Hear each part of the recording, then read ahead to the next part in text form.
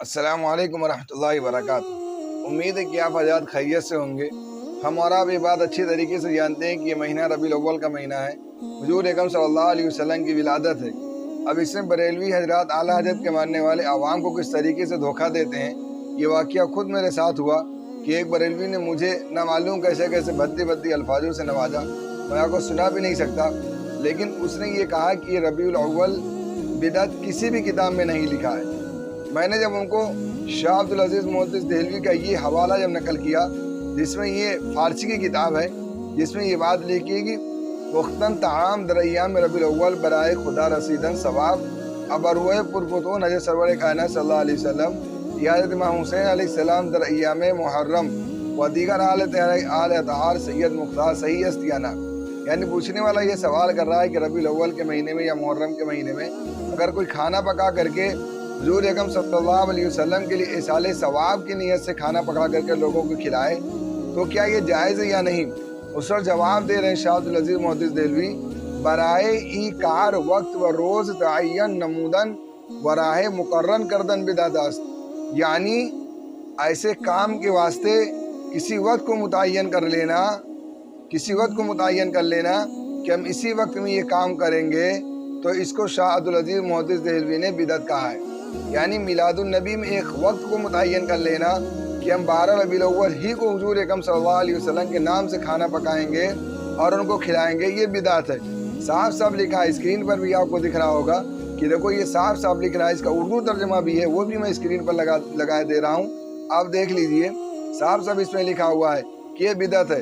اب اس کے جواب میں بریلوی حضرات مسجد قباء والی حدیث حضرت ابن عمر رضی اللہ تعالیٰ عنہ کو پیش کرتے ہیں کہ حضور اکرم صلی اللہ علیہ وسلم وقت کو متعین کر کے مسجد قباء جایا کرتے تھے۔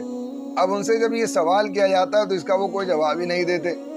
جب اس سے یہ سوال کیا جاتا ہے کہ حضور اکرم صلی اللہ علیہ وسلم کا وقت کا متعین کرنا اور عوام کا وقت متعین کرنا کا ایک جیسا ہے، یعنی حضور اکرم جیسے اللہ تعالیٰ نے مثال کے طور پر نماز کا وقت متعین کر دیا، ان الصلاۃ کانت علی المؤمنین کتابا موقوتا، تو کیا وہاں یہ بات نہیں کہی جاتی کہ اس وقت میں نماز پڑھنا فرض ہے؟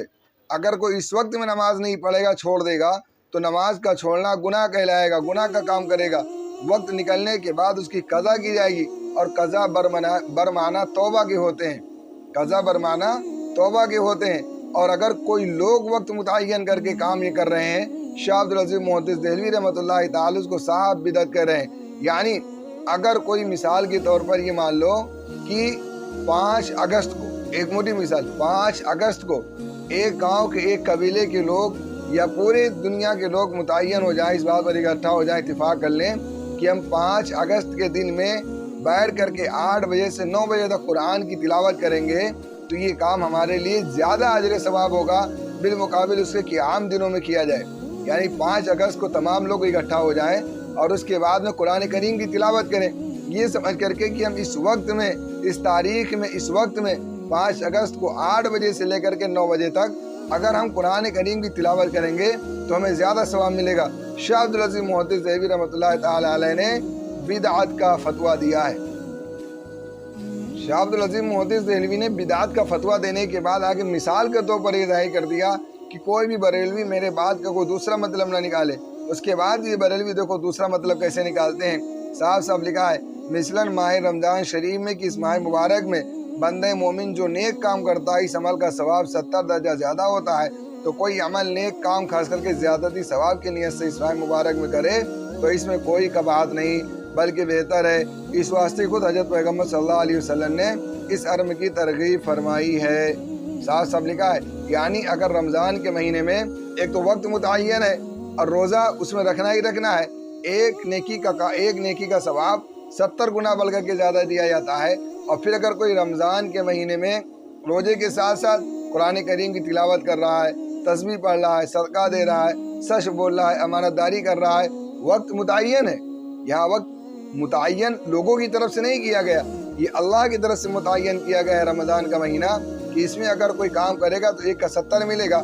اب اگر کوئی بندہ اس میں یہ کر رہا ہے تو یہ بالکل جائز ہے، اس میں کوئی خرافات نہیں۔ لیکن اس کے برعکس رمضان کے علاوہ غیر رمضان میں، یعنی 5 شوال کے دن صبح 8 بجے سے لے کر کے 9 بجے تک کوئی بندہ اس بات پر اکٹھا ہو جائے، اتفاق کر لیں کہ ہم قرآن کریم کی تلاوت کریں گے، اللہ تعالیٰ ہم کو عام دنوں سے زیادہ ثواب دے گا، یہ بدعت ہے۔ اتنی آسان سی بات سمجھنے کے لیے بندے تیار نہیں ہیں، اور یہ دلیل لے آتے ہیں حضور اکرم صلی اللہ علیہ وسلم کی مسجد قباء والی حدیث۔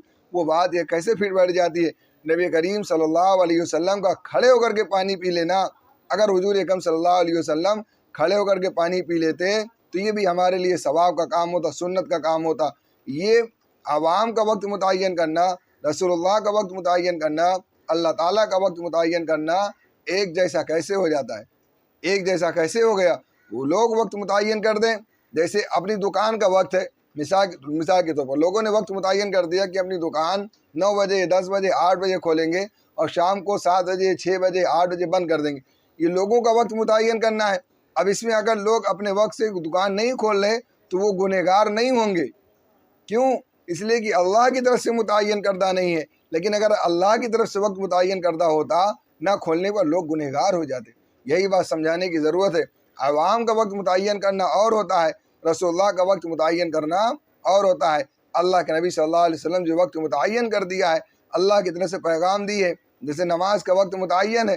بہت ہی آسان لفظوں میں آپ کو سمجھانے کی کوشش کر رہا ہوں، اللہ کرے آپ کی بات سمجھ میں آ جائے۔ لیکن یہ مثال آپ یاد رکھیں جو میں نے دی ہے کہ 5 اگست کو 5 شوال کو 8 بجے سے 9 بجے تک بیٹھ کر کے قرآن کریم کی تلاوت کی جائے، یہ سوچ کر کے کہ ہم کو عام دنوں میں تلاوت کرنے سے زیادہ اس وقت میں تلاوت کرنے کا ثواب ملے گا، یہ بدعت ہے۔